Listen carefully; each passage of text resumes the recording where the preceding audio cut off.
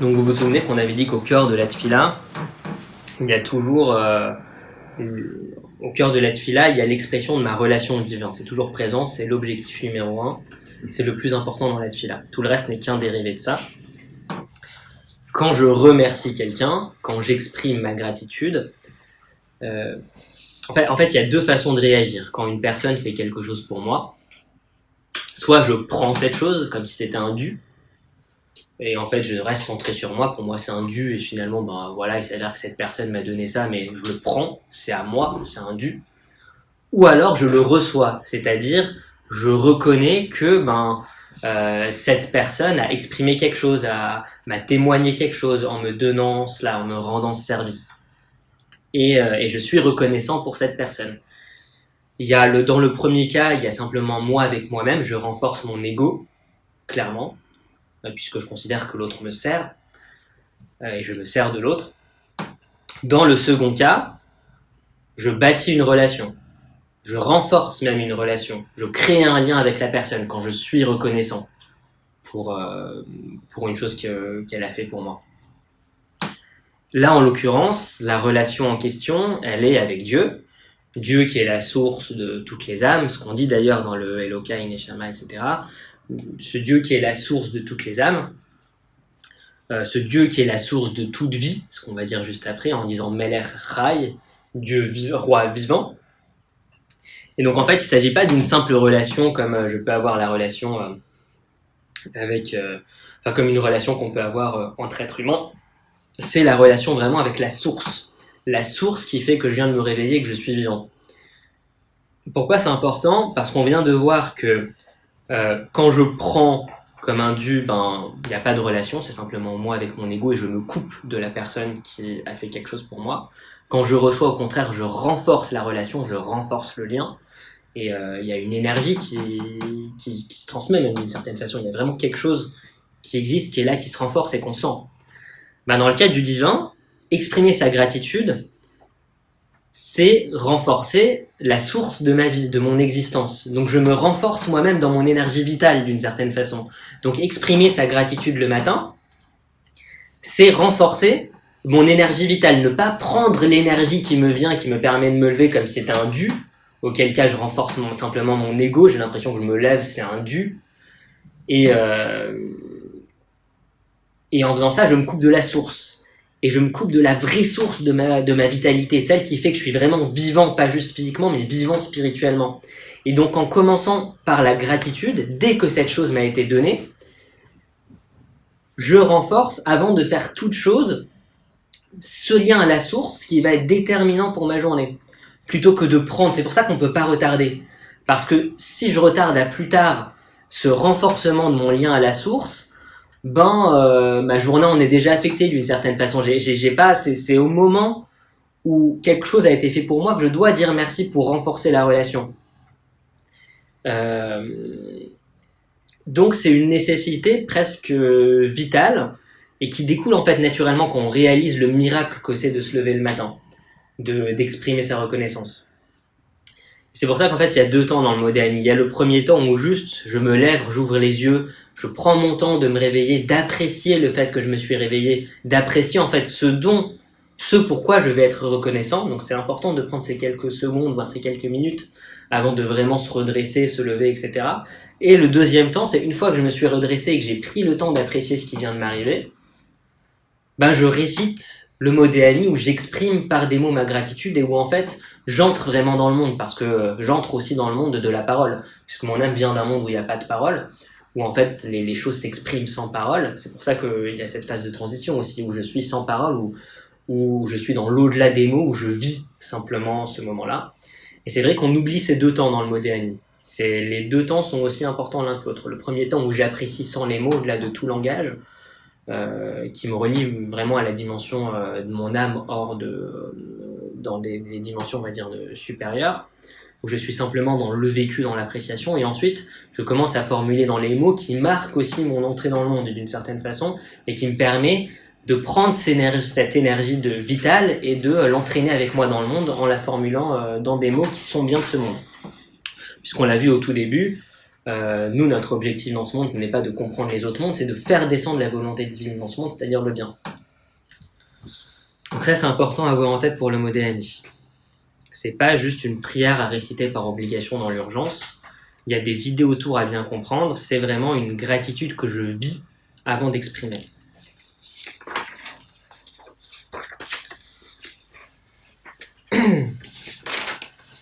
Il reste combien de temps à peu près avant de faire l'heure?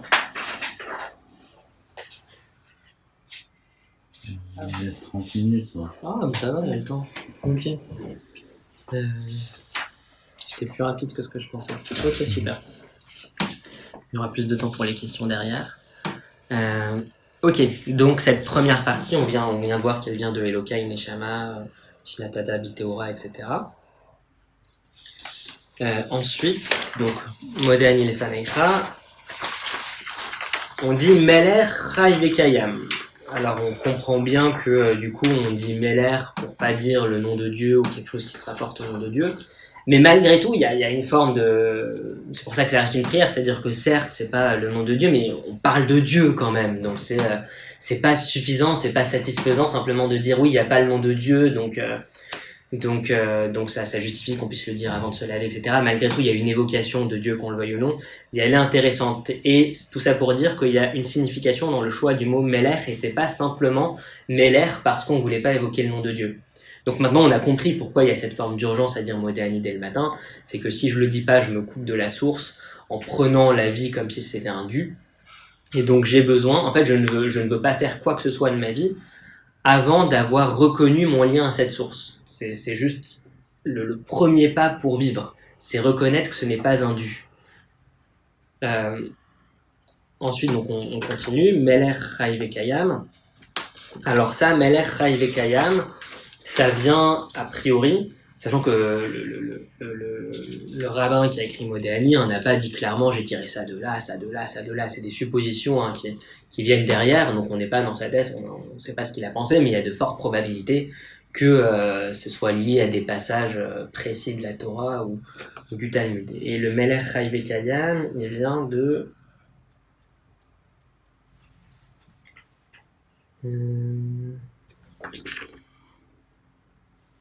Est-ce que j'ai un petit peu avancé par rapport à...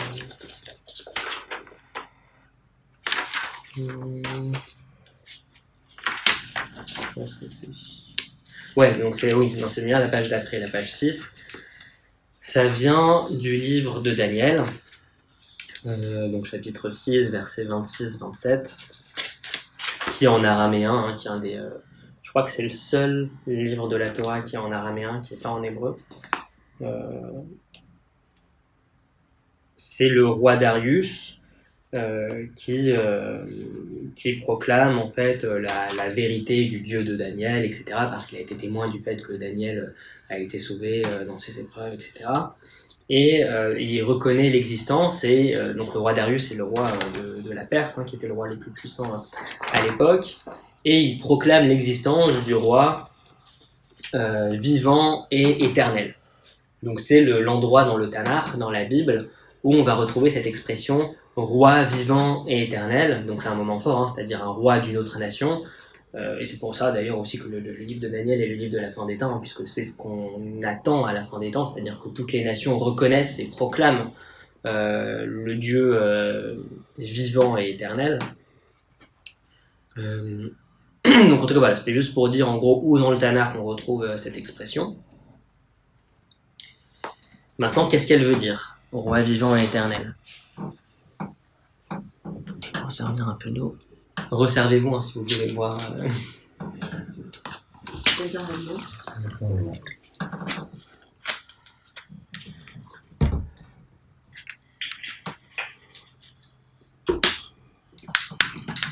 Ce qu'on va voir aussi au fur et à mesure, c'est que le Modéani, certes, commence par d'abord, avant tout, un acte de gratitude, c'est certain, c'est-à-dire qu'il reconnaît qu'il reconnaît la grandeur de cette source qui nous permet de vivre, mais c'est aussi, et on voit que c'est fortement, il y a une insistance forte dessus, une valorisation de ce que je suis, et une prière qui est censée me donner confiance et force. C'est pas simplement, parce qu'en fait, quand je dis simplement merci, certes, je bâtis la relation, etc., mais il y a une forme de dépendance qui s'installe. C'est-à-dire que je reconnais que je ne suis rien, que je suis totalement dépendant pour vivre, etc., d'une force supérieure. Mais le modéani ne s'arrête pas là. Le modéani veut vraiment nous renforcer. Il ne s'agit pas simplement de reconnaître que voilà, je dois tout à Hachem, je suis rien.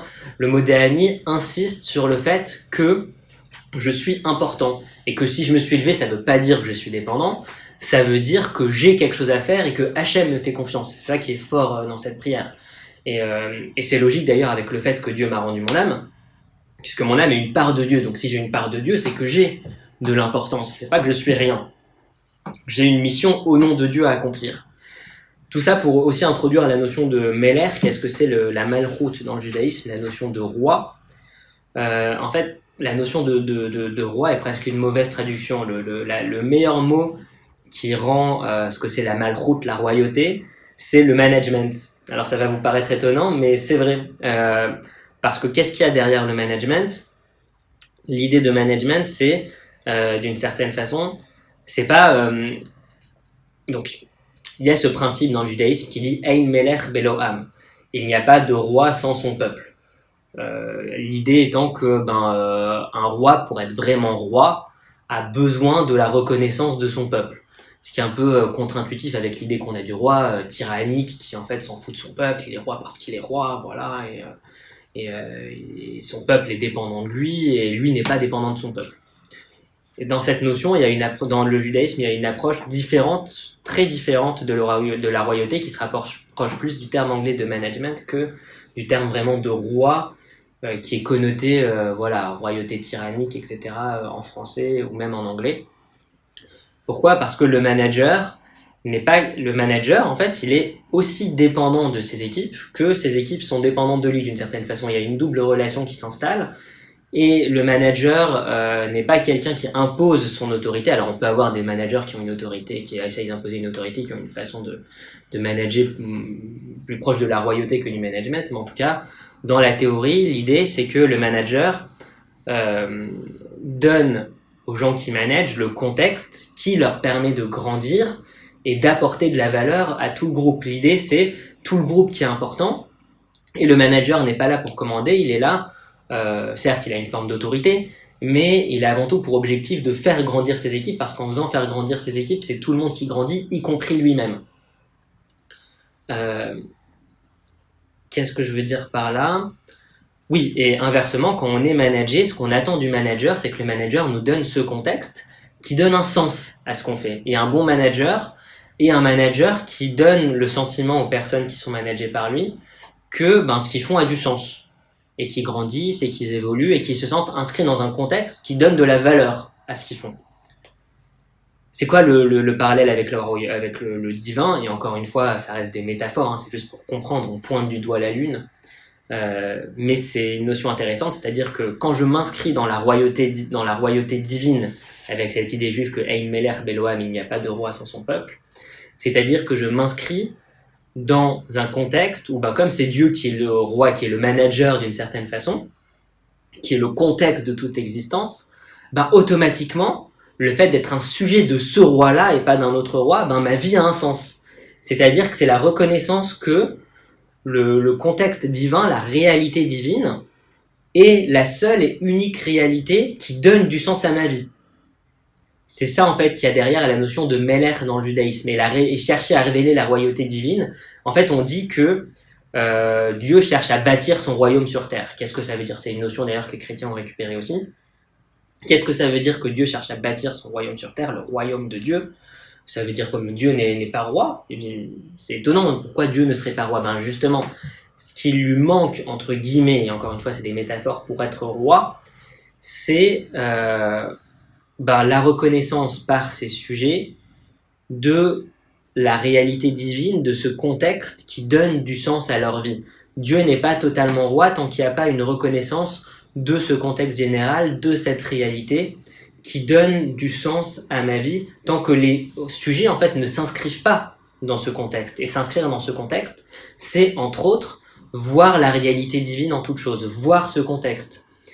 Et c'est là aussi que la tfila aide, c'est-à-dire que par la tfila, je m'entraîne à voir ce contexte au quotidien, de la malchoute, de la royauté divine, qui donne du sens à mon existence. Encore une fois, il faut comprendre que quand on parle de Dieu, le piège, en fait, quand on utilise le mot Dieu même, c'est qu'on a l'impression que Dieu, il est dans la catégorie de Dieu, quoi. Il y a Dieu, il y a nous. Il y a Dieu, il y a nous. Simplement, nous, dans la catégorie des hommes, on est 7 milliards. Dieu, dans la catégorie des dieux, dans le cas du monothéisme, il est tout seul. Mais c'est pas une catégorie à part. Dieu, il y a deux mots dans le judaïsme, enfin, il y a deux mots en français, pardon, qui se rapprochent un petit peu de la notion de Dieu, plus que le mot Dieu lui-même, qui encore une fois, c'est des métaphores, ça s'approche, mais il y a le mot réalité, et ça, déjà, ça permet de voir plus de choses, qu'on réalise que la réalité, enfin, Dieu, c'est la réalité d'une certaine façon, faut mesurer ce qu'on dit, mais Dieu s'exprime dans la réalité, cette conscience au quotidien que tout s'agence dans la réalité. La réalité est vivante, la réalité est agissante, c'est ça qu'on dit quand on parle de Melech Chai, la réalité est vivante, elle est agissante et elle agit pour moi en tant qu'homme. C'est pour ça aussi que quand on fait des brachot, il y a toujours le risque de se dire ce pain que je suis en train de manger, c'est des hommes qui l'ont fait, ce que je suis en train de boire, c'est des hommes qui ont permis d'amener ça devant moi. Ça paraît pas évident de reconnaître Dieu, de reconnaître le divin dedans, c'est grâce à des hommes que j'ai ça devant moi, mais en fait quand on a cette idée que Dieu c'est la réalité incluant les hommes, qui agencent toutes les choses, qui managent la réalité, c'est plus simple parce qu'on se dit, en fait tous les hommes qui ont permis que ça arrive, ils restent sous le management de la réalité divine, même si eux n'en ont pas conscience. Donc c'est la réalité qui s'est malgré tout agencée en passant également par les hommes pour faire en sorte que je puisse manger à ce moment-là, etc. C'est pas déconnecté, tout est connecté. Nous en fait on a une vision duelle des choses parce qu'on vit dans l'illusion, on voit pas les choses telles qu'elles sont, mais du point de vue divin tout est connecté. Donc c'est ça aussi qu'il faut avoir en tête. Et donc cette notion de Melech Chai, de roi vivant, c'est s'inscrire, sentir qu'on est inscrit dans ce contexte d'une réalité, d'une royauté, d'une malchoute, qui est vivante et qui est agissante, et toutes les composantes de cette réalité sont agissantes dans un but unique. Simplement, en fait, c'est quoi la différence? C'est que cette réalité agissante, c'est une conscience globale qui sait ce qu'elle fait d'une certaine façon, mais les composantes de cette conscience, pour qu'on puisse avoir le libre arbitre, c'est le don du libre arbitre en fait qu'il y a derrière, c'est pas une anomalie, c'est vraiment un don aussi pour qu'on puisse avoir le libre arbitre. Les composantes de cette conscience globale dont on fait partie n'ont pas conscience de faire partie de cette conscience. C'est pour ça que on le perçoit pas forcément. Et tout le rôle de la tfila, c'est de nous réinscrire dans ce contexte. Et pourquoi ça doit se faire progressivement? Parce que si ça se fait d'un coup, on perd notre libre arbitre. L'idée, en fait, de la relation, c'est de pouvoir prendre conscience de ce contexte divin qui, en fait, s'il nous était révélé d'un coup, serait tellement envahissant. C'est ce qui s'est passé au Mont Sinaï qu'on serait incapable de le prendre. L'idée, c'est que ça se fait progressivement pour qu'on puisse préserver la relation. La relation est toujours vitale, c'est toujours au centre. Donc voilà, pour vous faire comprendre ce que c'est la notion de Meler, pour vous faire comprendre ce que c'est la notion de Chai. Et Dieu est vivant, à travers cette réalité, et les hommes, mine de rien, sont les composants centraux de cette réalité, parce que sans la conscience des hommes, la réalité n'existe pas. La réalité, elle est réelle pour nous à travers notre conscience. Et donc Dieu, d'une certaine façon, est aussi vivant, et encore une fois, c'est des métaphores pour comprendre un petit peu l'expérience qu'on pointe du doigt, mais Dieu est vivant aussi à travers nous. Et ça nous responsabilise, c'est-à-dire que c'est nous qui contribuons à travers nos actions à la révélation du Dieu vivant dans tout ce qu'on fait.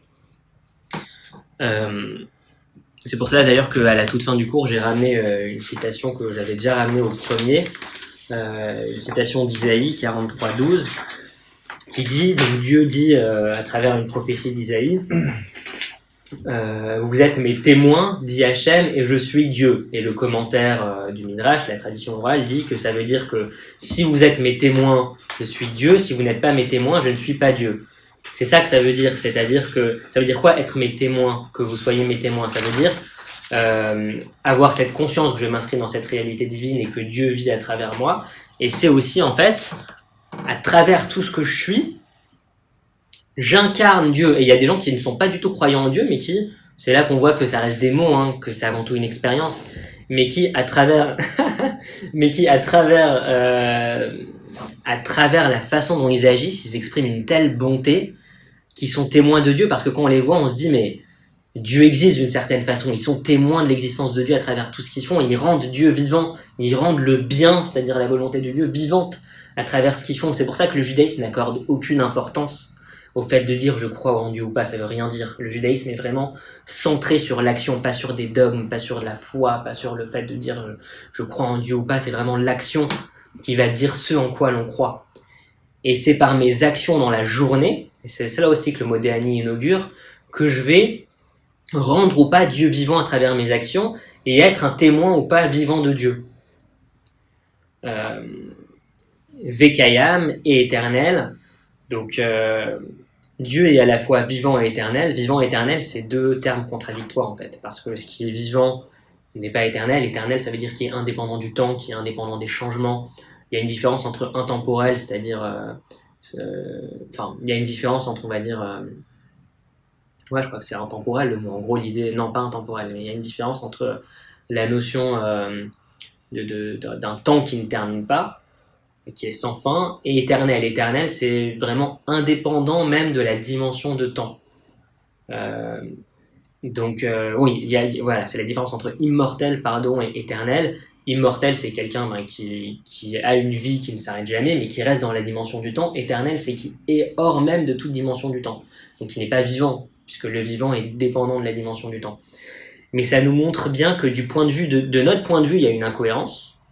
Les deux peuvent pas aller ensemble, mais en fait, du point de vue de Dieu, c'est pareil. Puisque du point de vue de Dieu que nous, on ne connaît pas, mais en tout cas, c'est là aussi qu'il y a une différence, que nous, on vit dans une forme d'illusion, dans un esprit dualiste où c'est ou vrai ou faux, mais l'unité divine, c'est un point de vue où, en fait, tout ce qui nous paraît contradictoire, etc., mais en fait, ça fait sens de son point de vue. Et c'est pour ça que un des moteurs du judaïsme, c'est les yichudim, c'est-à-dire unifier des choses qui paraissent contradictoires, parce que c'est des choses qui, avec notre esprit d'homme dualiste, paraissent contradictoires, mais qui, en réalité, du point de vue divin, le sont pas du tout. Et en fait, en connectant ces choses qui, nous, de notre point de vue humain, paraissent contradictoires, en fait, on révèle l'unité divine. Donc là, en l'occurrence, c'est vivant et éternel. Le yichud par excellence aussi dans le judaïsme, c'est le mariage. C'est marier entre deux personnes radicalement différentes, puisque chaque personne est unique, et exprimer une unité à travers ce couple qui n'est pas évidente. Et on dit dans le Midrash, le commentaire de la Torah, que le mariage, donc c'est une petite digression, hein, mais le mariage est un miracle aussi impressionnant que la séparation de la mer Rouge en deux. Dans le sens où l'énergie qu'il y a à bâtir un mariage, à faire vivre ensemble et construire un couple, faire vivre ensemble deux personnes différentes, et une énergie qui relève de la même énergie qu'il faudrait qui est celle qu'il fallait, c'est une image, hein, pour séparer la mer en deux. Donc bref, une petite digression pour vous faire comprendre ce Chai Vekayam.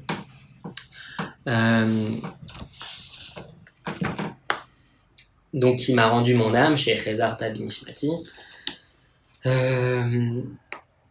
Donc dans ce Modéani, on se rend compte que il y a, en fait, on est dans un balancier entre je suis tout et je suis rien. Et c'est le balancier de la vie, en fait. Le Modéani nous donne une définition même de ce qu'est la vie. Quand je dis c'est le balancier entre je suis tout et je suis rien, c'est une idée qui revient régulièrement dans le judaïsme, mais en général, on dit que c'est le balancier entre deux notions, entre Va'anochi Afar Va'efer, qu'on retrouve dans Bereshit 18-27, donc c'est Abraham qui dit ça à Hachem avant de s'adresser à lui. Va'anochi Afar Va'efer, ça veut dire et je ne suis que poussière et cendre. On est dans un balancier constant entre cette impression que je ne suis rien face à la grandeur de Hachem, mais qu'en même temps, je suis tout, parce que le Talmud dit également Kol echad ve'echad chayav lomar bishvili nivra haolam.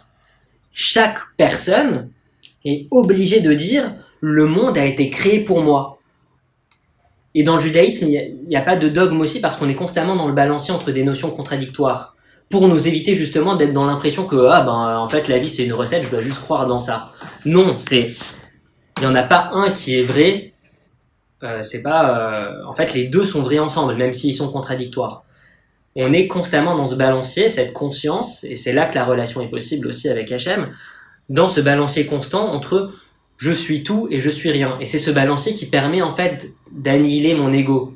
C'est une démarche. C'est-à-dire que dans la prière, on le verra, il y a toujours des premières phases où je commence par, d'une certaine façon, m'annihiler, enfin dire que je ne suis rien, avant de dire que d'un coup je suis tout. Et on se dit, mais c'est quoi cette histoire? Enfin, c'est étrange. Mais en fait, il faut comprendre que ce qu'on annihile, c'est pas notre personnalité, c'est notre ego qui empêche notre vraie personnalité d'émerger. Et à partir du moment où j'annihile mon ego, quand je dis annihiler mon ego, c'est annihiler toutes mes préoccupations, tout ce qui va me faire sentir que ma valeur personnelle vient de choses non éternelles, justement, vient de ma carrière, mon statut social, ma beauté, mon intelligence, toutes ces qualités qui peuvent partir en fait du jour au lendemain. C'est réaliser que en fait, ma vraie personnalité n'est pas liée à ces aspects-là qui nourrissent mon ego en réalité. Ma vraie personnalité, mon vrai moi, s'ancre dans la réalité divine qui est en moi, mon âme. Et quand je prends cette conscience que je ne suis pas tout ce que je peux naturellement identifier à ce que je suis et qui forme mon ego, automatiquement, le vrai moi émerge et c'est la réalité divine qui est en moi qui émerge. Et en fait, j'ai ce sentiment de fierté, de valeur personnelle qui est indépendant de l'ego. La fierté et la valeur personnelle, c'est très important dans le judaïsme. C'est pour ça qu'on se tient debout dans la prière, que on met toujours le moi en amont, que on met la responsabilité devant. La valeur personnelle, c'est hyper important. Et même si c'est un process, la valeur personnelle est jamais de façon totalement transparente, connectée à mon âme, ça c'est sûr, on est toujours dans un process d'amélioration continuelle. C'est pour ça qu'il faut pas être dans la perspective de se dire non mais là j'ai de l'ego, donc c'est sûr que je suis rien. Non, c'est continuel, on est les deux à la fois et c'est comme ça qu'on avance et le plus important c'est de progresser un peu plus chaque jour et ce qui est important c'est de sentir ce processus. Donc c'est pour ça que c'est vraiment important de se dire les deux en même temps, c'est-à-dire dans les moments où je sens que c'est mon ego qui prend le dessus, se rappeler que je suis rien, m'humilier un petit peu pour se rappeler que c'est pas important en fait, c'est relativiser en fait d'une certaine façon. Et dans les moments où je me sens un petit peu faible, me rappeler mais j'ai une origine divine en moi et si je me lève ce matin c'est que Dieu m'a fait confiance. Et être toujours dans cette dynamique de savoir en fait quelle est la bonne chose à se dire, être dans ce balancier parce que oui, il y a cette idée que chaque personne a une mission unique et la grandeur aussi de la réalité, ce qui est incroyable dans la réalité et on le vit dans notre quotidien, c'est que oui, c'est vrai, le monde a été créé individuellement pour chaque personne en même temps.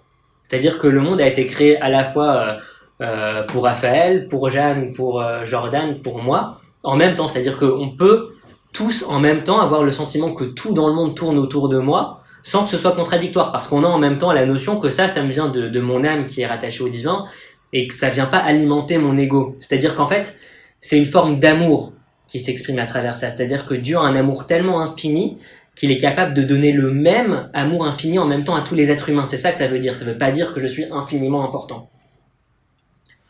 Et d'ailleurs, j'en viens au deuxième mot qui permet qui se rapproche plus de la réalité divine que le mot Dieu, c'est le mot amour. Puisque du point de vue de la Torah, toute l'histoire n'est qu'une histoire de comment l'amour de Dieu pour les hommes se révèle. Et la réalité, en réalité, n'est qu'amour, et tout notre travail, c'est d'en prendre conscience. Donc réalité et amour sont des mots qui se rapprochent plus de ce qu'est la réalité divine, de ce qu'est Dieu, que le mot Dieu lui-même, finalement. Et donc, qu'est-ce qu'on décrit dans le mot Déani? On décrit ce balancier, il y a ce balancier qui revient, et ce balancier, il démarre comment? Il démarre par quoi démarre la vie? C'est par ce miracle de pouvoir dire moi alors qu'il est tout. Le miracle de quand je me réveille le matin, c'est que je viens d'un monde, l'âme d'une certaine façon avant de descendre dans ce monde est noyée dans la réalité divine, elle n'a pas de conscience propre. Mais en descendant dans ce monde, elle a une conscience propre. La conscience du moi, elle est vraiment dans ce monde-là. Et c'est ça le miracle aussi de quand je me réveille. C'est le miracle de se réveiller et de pouvoir dire Modé Ani. Et Modé Ani, Modé, les Hodot en hébreu, ça a le même double sens qu'en français. C'est à la fois reconnaître au sens de gratitude, mais reconnaître au sens de j'identifie.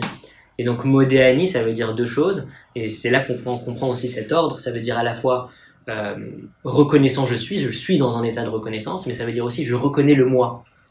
C'est-à-dire que je suis à la fois dans la gratitude et en même temps dans la reconnaissance de ce miracle de pouvoir dire moi alors qu'il est tout. Et c'est là que l'ordre prend tout son sens, parce qu'on aurait pu dire aussi animodé, c'est plus logique en fait en hébreu de mettre le sujet avant le verbe, c'est tout aussi logique en français, mais on a choisi de mettre le verbe avant le ani. Pourquoi ? Parce que pour bien insister qu'il y a ce double sens dans le modé. Il y a ce sens au titre de je me reconnais en tant que ani. Bon, il y a toujours plein d'interprétations. Il y a aussi le fait qu'on veut mettre le verbe modé, le verbe de la reconnaissance, avant de dire le mot moi, ani. Mais les deux sont grands en même temps, en fait. Et c'est ça qui est incroyable. On retrouve constamment ce balancier entre je suis tout et je suis rien à la fois. Et donc, qu'est-ce qu'on dit ensuite ? Modani lefaneicha melech chai vekayam. Je reconnais ce miracle de pouvoir dire moi devant toi qui est tout. On aurait pu aussi s'arrêter là, animodé ou modéani, reconnaissant je suis, mais on précise devant toi. C'est-à-dire que le moi, c'est pas un moi qui est indépendant, c'est un moi devant toi. C'est-à-dire que l'objectif, qui est au centre de tout, je suis bon en termes de timing. Il te reste 5 minutes. Ok, on arrive à la conclusion. Il reste une dizaine de minutes. Ce qui est au centre de tout, c'est la relation. C'est la relation. En fait, on a là une définition de ce qu'est la vie. La définition de la vie, c'est le miracle d'une conscience qui peut dire moi, alors qu'elle n'est rien, mais c'est l'expression de l'amour que Dieu a pour nous. C'est le miracle d'une conscience qui peut dire moi face à celui qui est tout, et qui peut entretenir une relation avec celui qui est tout, qui est la réalité agissante, qui est l'amour, et qui est infiniment plus encore, et de pouvoir être en relation avec lui. Et ça n'est possible que dans ce monde. Et c'est ça, en fait, la vraie définition de la vie dans le judaïsme. C'est une conscience qui dit moi face à celui qui est tout, ce qui n'est possible que dans le cadre de la vie. C'est ça aussi le miracle qu'on reconnaît, et on reconnaît dès le réveil que c'est la relation à Hachem qui est au centre, et c'est la relation à Hachem que je vais bâtir un peu plus quand je me lève ce matin. Donc, on va embrayer sur la conclusion, donc la partie que j'ai appelée ma mission.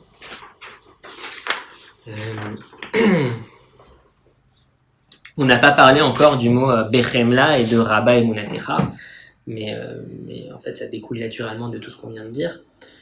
Je vous ai bien précisé que dans le judaïsme, chaque mot a son importance et l'ordre des mots a une importance. Le choix du mot lui-même a une importance, et l'ordre dans lequel les mots ont été placés a une importance. Ce qui est étonnant avec le mot Bechemla, déjà c'est un mot qui n'est pas si courant pour exprimer l'idée de compassion. C'est un mot qui revient, qu'on retrouve qu'on retrouve à un peu moins d'une dizaine de reprises dans le Tanakh, ce qui reste peu, mais on le retrouve peu, mais on le retrouve. Et généralement, pour exprimer ces idées, on a ou bien le mot chesed, ou bien le mot rachamim. Donc c'est qu'il y a une intention dans le fait d'avoir utilisé le mot bechemla plutôt que ces deux autres mots. Qu'est-ce que veut dire chesed et rachamim ? Chesed, c'est la générosité, c'est le don d'une certaine façon. C'est le don désintéressé, totalement désintéressé. Alors, dans le don désintéressé, il y a cette beauté du fait que je donne, peu importe qui j'ai en face de moi, il y a une forme de beauté à cela. Peu importe qui tu es, je te donne ce que j'ai, je suis une pure expression de générosité, sans égard vraiment pour qui j'ai en face de moi. En revanche, le défaut, entre guillemets, qui peut y avoir, c'est que, mine de rien, et ça rejoint ce qu'on disait tout à l'heure, si on n'est que dans la gratitude et pas aussi dans l'affirmation que j'ai une valeur personnelle, c'est que si je ne suis que dans le pur don, d'une certaine façon, je ne reconnais pas la valeur de la personne en face de moi. Pourquoi ? Parce qu'en fait, j'aurais donné peu importe qui elle est. Et je donne d'ailleurs sans me préoccuper de ce qu'elle est. Je donne simplement pour donner. C'est un acte purement désintéressé, mais je ne bâtis pas la relation en fait. C'est simplement un acte de don pur, généreux. Alors, encore une fois, il faut mesurer, ça ne veut pas dire qu'il n'y a aucune forme de relation qui existe. Le chesed peut nourrir une relation à un moment donné. En fait, chaque chose a sa place. Mais si on n'est que dans le chesed, il n'y a que la dimension du don, et la relation ne peut pas se bâtir que avec le chesed.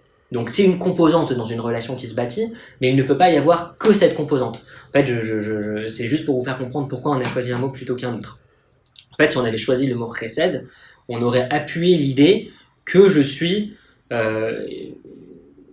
y a d'autres emplacements où le mot chesed est utilisé, où c'est l'intention, hein, mais là, en l'occurrence, on n'a pas utilisé le mot chesed parce que si on l'avait utilisé, on aurait mis l'accent, en l'occurrence, à ce moment de ma journée, sur le fait que je suis dans la réception totale et que je suis dans la dépendance totale. Ce qui n'est pas l'idée avec laquelle le judaïsme veut que je me lève le matin. Donc voilà pourquoi ce n'est pas ce mot-là qui a été utilisé. Maintenant, il y a le mot rachamim. Qu'est-ce que c'est le mot rachamim? C'est traduit généralement par miséricorde. Ça veut dire que je te donne ou je te pardonne alors même que je sais que tu n'es pas méritant. Donc, la différence avec le chesed, c'est que je donne, mais il y a une reconnaissance de ce qui est l'autre. C'est-à-dire que je te reconnais en tant que personne. Alors, il faut avoir en tête que le judaïsme n'a pas une vision négative du jugement. Juger l'autre, quand c'est de façon constructive, c'est le faire progresser. C'est en fait lui donner un état de où il en est pour l'aider à progresser. C'est pour ça que le jugement n'est pas négatif dans le judaïsme et que dans le judaïsme, le jugement de Dieu est associé à la joie.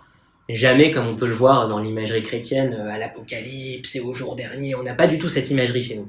Le jugement est associé à la joie et on retrouve un peu l'idée du manager. Hein. Le manager qui est saint, c'est le manager qui fait des feedbacks mais c'est vraiment pertinent hein, cette image pour comprendre le judaïsme. C'est le manager qui fait des feedbacks pour faire progresser, pas pour écraser. C'est ça l'idée du jugement en fait dans le judaïsme.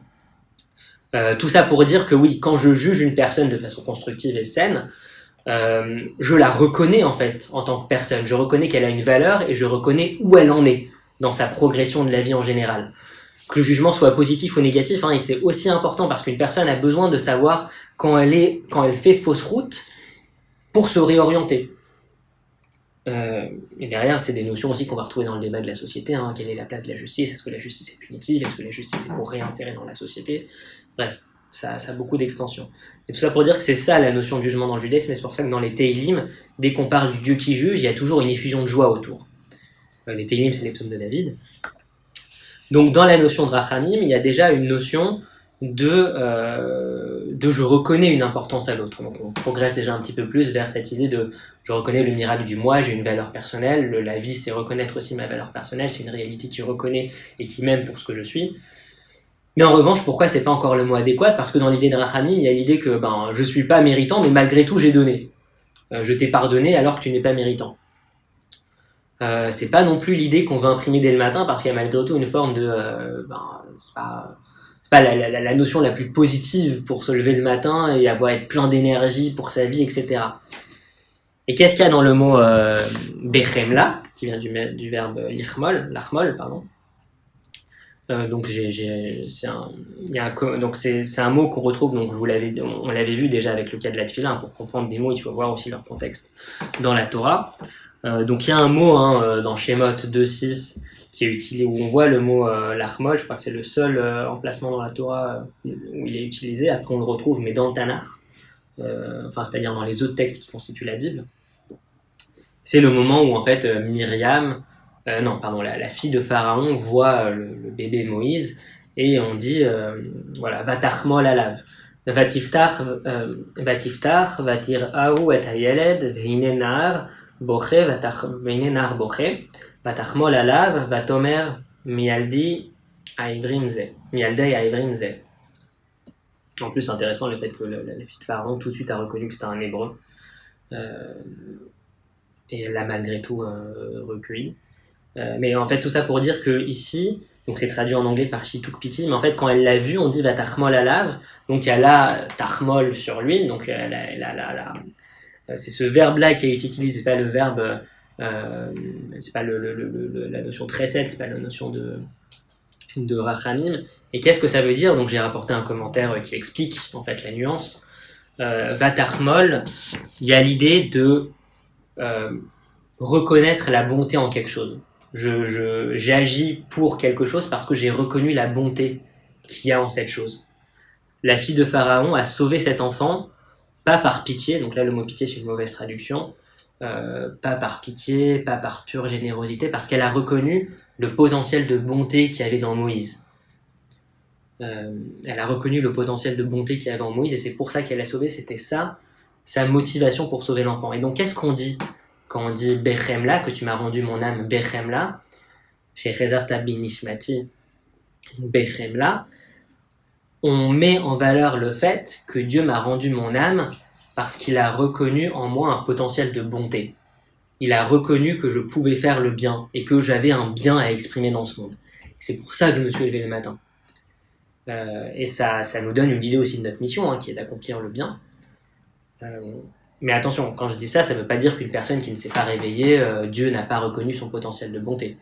Une personne qui se réveille, ça veut dire que Dieu a reconnu un potentiel de bonté en lui, mais tout ce que fait Dieu et tout ce que permet Dieu, c'est qu'à un moment donné, ça s'inscrit dans le but de révéler une forme de bonté. Donc une personne qui est morte, ça ne veut pas dire que Dieu n'a pas reconnu son potentiel de bonté, ça veut dire que peut-être que dans ce cas-ci, la bonté devait s'exprimer par la mort de cette personne. Ça, on n'en sait rien, mais en tout cas, juste pour clarifier ça et pas avoir de pensée erronée derrière, mais en tout cas, il y avait, ce qui est certain, c'est que dans le modéani, en utilisant ce verbe-là, il y avait l'intention que la personne en se levant se dise « Ah, si je me suis levé », donc après la reconnaissance de ce miracle, ça commence d'abord par le miracle, waouh, la reconnaissance de « j'existe alors qu'il est tout », et la reconnaissance de ce qu'est la vie, et la gratitude, etc. Ensuite, je reconnais mon potentiel de bonté, c'est-à-dire que je donne du sens à pourquoi je me suis levé. Après avoir reconnu le miracle et être reconnaissant pour ce miracle, le sens, c'est que je viens pour accomplir la volonté de mon Créateur, qui est le bien, qui est aussi ma volonté profonde. Et donc ça se termine avec une forme d'apothéose, je trouve. C'est Rabba Emunatecha, grande est ta confiance. C'est-à-dire que je me lève de mon lit et je rentre dans ma journée avec la confiance que Dieu met en moi. C'est ça qui me donne la force d'agir.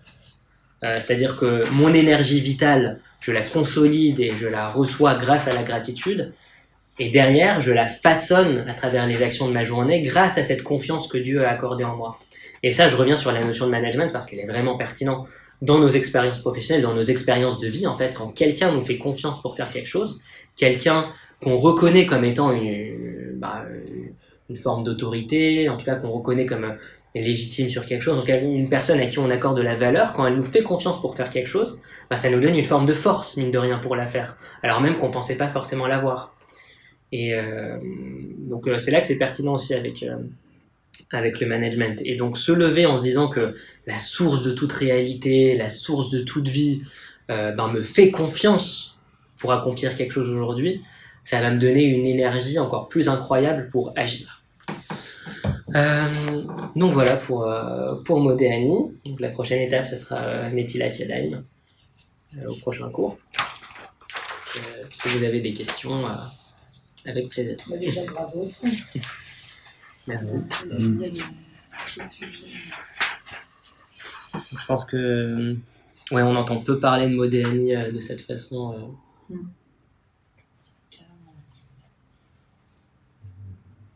Après, vous n'êtes pas obligé d'avoir des questions. Mais... Non, j'ai bien dit, j'avais fait ça. Ouais, c'est clair.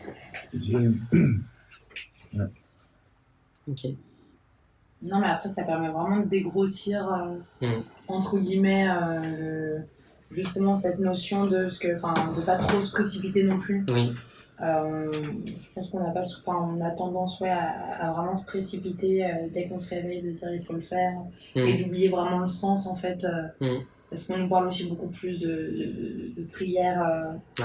Sens d'obligation. Voilà, exactement. Donc en fait, là, ce côté de se dire à un moment donné, c'est bien aussi en tant qu'individu de prendre conscience du fait de se réveiller tout simplement, et après d'être dans la gratitude. C'est des étapes qu'on ne prend pas le temps de faire et finalement qui ont vraiment un sens, je trouve, du coup, chaque matin. Et je trouve que finalement on appréhende aussi différemment les réveils. Complètement. On n'est pas du tout dans la même démarche du moment qu'on prend conscience vraiment du pourquoi du réveil et de Modéani. C'est ça, si on devait synthétiser en fait en 2 mots pour avoir aussi, pour être pratique aussi, vous, comment vous pouvez, alors c'est pas évident, et l'idée c'est de ne pas culpabiliser quand on n'y arrive pas, c'est progressif, mais en tout cas faire des efforts pour, quand on se lève le matin, prendre le temps d'apprécier ce qui vient de se passer. Ensuite, de faire Modéani, on a souvent pas conscience de ces 2 temps, mais d'un point de vue pratique, en fait, il faut prendre le temps d'avoir ces 2 temps, d'abord apprécier, exprimer ma gratitude, et d'insister sur le Rabba Emunatecha, c'est-à-dire se lever avec cette conscience, Dieu a confiance en moi et j'ai des choses à faire aujourd'hui. C'est ça le sens. Est-ce que c'est parce qu'on a on a cette confiance, enfin, on a acquis cette confiance à ce moment-là, qu'après, dans la suite, on peut dire Neshama, Shinatatabi, Théora. On affirme vraiment, c'est un peu éhonté quand même de dire la Neshama que tu as mis en moi, elle est pure, mais elle a un potentiel de pureté. Mais elle peut être souillée aussi. Et donc là, on arrive et on dit, en réalité, j'ai un potentiel de réaliser la pureté de mon âme. Est-ce que ça s'inscrit dans ce... Alors, il y a à la fois du vrai et de l'inexact dans ce que tu viens de dire, mais ouais, c'est hyper pertinent d'évoquer ça. Et l'inexact vient aussi d'une mauvaise notion de ce qu'est une âme qu'on nous donne quand on est petit. On nous dit souvent oui, si vous faites telle action, vous allez salir votre âme. Enfin, moi, je me souviens, quand j'étais au Talmud Torah, on me disait oui, quand tu fais ça pas bien, c'est comme si tu avais une tache noire sur ton âme. Enfin, moi, en tout cas, j'ai grandi avec cette idée que l'âme pouvait se salir. Mais et là où il y a du vrai dans ce que tu dis, c'est que oui, il y a un lien entre le fait que Dieu nous fasse confiance et le fait qu'on puisse affirmer mon âme est pure, mais il n'est pas forcément là où tu le vois. Parce qu'en fait, quand on dit Neshama Shinatata Bitehora, on n'est pas en train de l'affirmer par excès de conscience, on est en train d'affirmer une vérité qui ne bouge pas. En fait, on a tendance à oublier, et ça participe à la confiance justement que je dois avoir en moi. Mon âme, elle est toujours pure, elle ne se salit pas puisque c'est une partie divine. En fait, c'est un rappel que peu importe ce que je fais, mon âme reste pure parce que c'est une partie divine, elle ne peut pas se salir. Je peux salir du jeu, enfin il y a, comment dire, mon âme est une part de Dieu, donc ça n'a aucun sens en fait, ça a aussi peu de sens de dire que mon âme peut se salir que de dire que Dieu peut se salir. En fait, ce qui va se passer, c'est que par mes actions, je vais voiler le divin, je mets un voile, mais je ne tâche pas. En fait, il y a pas cette idée de j'ai taché de façon ancrée, j'ai voilé aussi à moi-même mon propre potentiel, mais justement, quand je dis Neshama Shinatata Bitehora, je me rappelle que j'ai ce potentiel qui ne change jamais, qui reste le même, qui est ce potentiel de pureté. Ce que simplement je voile. C'est ça en fait que je dis quand je fais ça. Je sais pas si j'ai répondu à ta question. Oui, dans un sens. Après, j'étais en train de réfléchir sur le fait que si une chose est pure, c'est parce qu'elle peut être impure. Et donc, finalement, l'âme, elle reste pure dans le sens où elle peut jamais être tamée, comme dans les notions de tahor et de tamé. Il n'y a pas cette possibilité-là dans ce que représente l'âme. Elle peut pas avoir un statut. En fait, quand on parle de l'âme, on parle d'une réalité divine.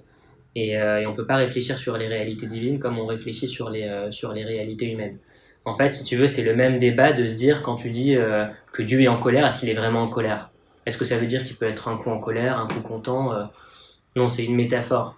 Donc là, c'est la même chose, c'est-à-dire qu'on va utiliser le mot tahor ici pour parler de l'âme, et c'est juste pour utiliser un référentiel d'homme pour sentir une expérience qui est divine. Okay. Mais en fait, tu vois ce que je veux dire ? On est plus ici sur la métaphore, en utilisant des référentiels d'hommes pour comprendre une réalité divine que vraiment la description de... Oui, c'est ça qu'on utilise un mot qui reflète un statut de matériel. C'est ça. Okay. En fait, l'âme, elle est ni tahor ni tamé. Elle est au-delà de ça. Ouais, je vois. Okay. En fait, c'est juste un rappel qu'on a quelque chose en nous qui se rapporte d'un autre monde, un monde où il n'y a pas ces notions-là et qui fait que mon potentiel reste inchangé toujours, peu importe ce que je fais. Et c'est là qu'on voit, la notion de tchouva est liée à ça, c'est-à-dire que dans le judaïsme, il n'est jamais trop tard. On peut toujours exprimer son potentiel. Il n'est jamais trop tard pour faire teshuva, pour à n'importe quel moment de sa vie, on peut toujours à un moment donné corriger les choses. On a cette croyance dans le judaïsme, il n'est jamais trop tard. Parce que justement, mon âme vient d'un autre monde et son potentiel est constant. Ouais. Et est-ce que aussi dans la notion du mot tahor, ça veut dire que c'est un mot qui va s'appliquer que à l'âme juive, dans le sens où elle est séparée des autres, comme ce qui est pur est séparé. Tu vois, il a un statut de sainteté séparé. Les Kohanim doivent rester purs quand ils sont ensemble parce qu'ils sont séparés. Alors là, tu confonds avec la Kedusha. Et là, c'est pas la même chose. Ouais. Okay. C'est la notion de... Alors, et malgré tout, c'est un peu... Ouais, ok, c'est pas la même chose. Alors, je vais répondre à ta question. D'abord, tu confonds avec la notion de Kedusha qui elle-même est mal interprétée. Ouais. C'est-à-dire que quand la Kedusha est traduite par... c'est toujours ambigu dans le judaïsme, toujours deux choses à la fois, c'est-à-dire que la kedusha, c'est à la fois la séparation et l'intégration. Bon, ça, il faudrait prendre plus le temps d'expliquer ce que c'est, mais en tout cas, cette notion de séparation, tu vas plutôt la retrouver dans la kedusha, mais c'est parce qu'il n'y a pas que la notion de séparation, il y a cette idée de séparer pour être unis, mais bon, ça, il faut le comprendre. Mais justement, c'est pour ça que dans le judaïsme, t'as pas de notion de sacré, c'est le sacré qui veut dire séparer. Kedusha, une traduction plus exacte, c'est saint, parce que la sainteté, en fait, c'est prendre quelque chose qui est dans le réel, et la séparation est dans l'idée de, en fait, je le sépare pas, mais je l'élève. C'est ça la séparation pour le valoriser. Bref, là je rentre dans une discussion qui sera un peu longue, mais tout ça pour dire que Tahor, c'est une autre notion. Il n'y a pas de notion de séparation dans le Tahor que tu peux retrouver dans la Kedusha, mais qu'il faut nuancer, parce que le Kadosh, c'est saint, c'est pas le sacré. Et par rapport à la notion de l'âme juive, il n'y a pas cette idée, et j'insiste dessus, qu'il n'y a que l'âme juive qui est pure. Il y a même l'idée, alors, il y a des débats là-dessus, après ça vaut ce que ça vaut, hein, mais en tout cas, il y a cette idée dans le judaïsme qu'il y a les résurrections et on peut renaître d'une vie à l'autre dans une vie juive, dans une vie non juive, dans un animal, dans un minéral. Enfin, donc il y a déjà ça nous montre bien qu'il n'y a pas l'idée il y a l'âme juive qui est pure. Toutes les âmes ont le même statut, peu importe le corps dans lequel elles s'incarnent. Maintenant, les hommes ont des missions différentes et chaque peuple a sa mission. De la même façon que chaque homme a sa mission. Mais il n'y a pas de différence dans la pureté, entre guillemets, des âmes entre les hommes, puisque tout vient de la même source. Et ça reviendra à dire qu'il y a des différentiels de pureté au sein de l'être de Dieu, ce qui n'a pas de sens.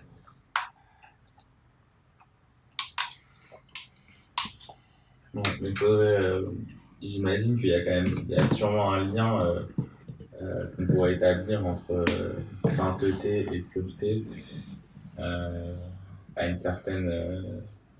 oui, il y a des liens entre toutes les notions dans le judaïsme. C'est organique, hein, il y a des liens entre tout. Mais en fait, Tahor et Tamé, qu'est-ce que c'est? Tamé, on verra quand on parlera de Netilat Yadayim, mais une des raisons pour lesquelles on fait Netilat Yadayim, c'est qu'on enlève des mains la Toum'a. C'est comme ça que c'est décrit dans le Shulchan Aruch. On doit enlever de ses mains la Toum'a. Qu'est-ce que c'est la Toum'a? C'est le contraire de Tahor, hein. Impur.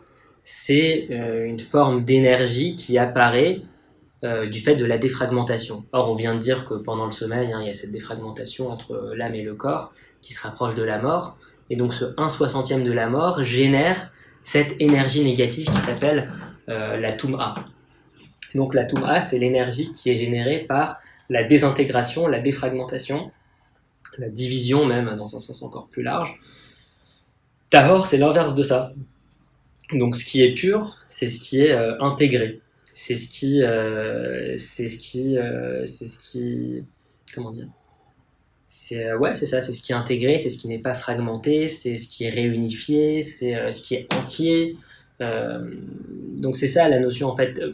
On est beaucoup pollué par les notions chrétiennes, il faut en prendre conscience. Et en fait, le christianisme lui-même en fait est pollué par les notions latines. C'est ça la vraie histoire, c'est que le christianisme au départ a récupéré les notions juives. Mais comme le christianisme s'est exprimé dans l'histoire à travers la civilisation latine, le christianisme lui-même a été pollué par la civilisation latine, qui est une civilisation polythéiste, qui avait du coup ces notions, on l'a vu, hein, le prière en latin, précor, c'est mendier, c'est suppliquer, c'est l'expression justement de ma nullité et de ma dépendance face au caprice divin.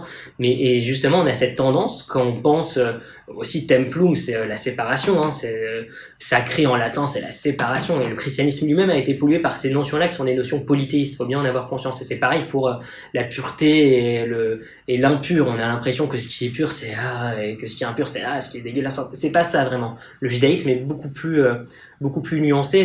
J'en reviens à ce que j'avais dit en introduction de mon premier cours. Faut apprendre à se reconnecter à ce que veulent vraiment dire les mots dans le judaïsme, en les replaçant dans leur contexte, dans ce qu'ils vont dire. Et ça passe aussi par l'étude des textes. Parce qu'en étudiant les textes, en s'interrogeant un petit peu, on se rend compte que pour que ça ait un sens dans le contexte où les mots sont utilisés, on peut pas les interpréter avec notre vision des choses qui est très influencée par des civilisations, et c'est inconscient en fait, c'est ça qui est terrible, et par des civilisations en fait polythéistes qui existent encore aujourd'hui via le biais de ces grilles d'interprétation du religieux.